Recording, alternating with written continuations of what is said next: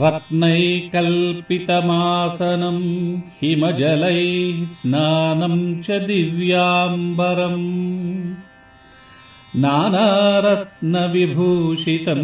मृगमदामोदाङ्कितं चन्दनम् जातीचम्पकबिल्वपत्ररचितं पुष्पं च धूपं तथा दीपं देवदयानिधे पशुपते हृत्कल्पितं गृह्यताम् सौवर्णे नवरत्नखण्डरचिते पात्रे घृतं पायसम् भक्ष्यं पञ्चविधं पयोदधियुतं रम्भाफलं पानकम् शाकानामयुतं जलं रुचिकरं कर्पूरखण्डोज्ज्वलम् ताम्बूलं मनसा मया विरचितं भक्त्या प्रभो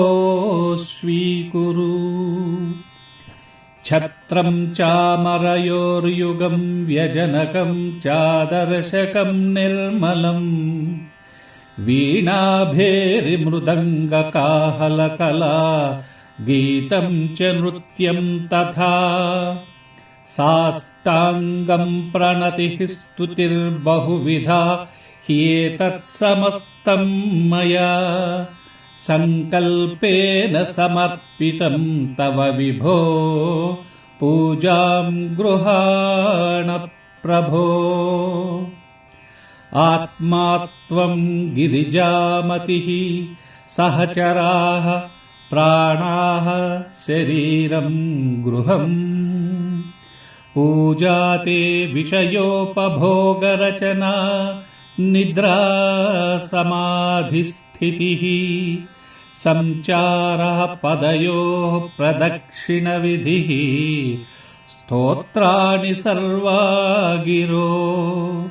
यद्यत् कर्म करोमि तत्तदखिलं शम्भो तवाराधनम् करचरणकृतं वा कायजं कर्मजं वा श्रवणनयनजं वा मानसं वापराधं विहितमविहितं वा सर्वमेतत्क्षमस्व जय जय करुणाब्धे श्रीमहादेव शम्भो।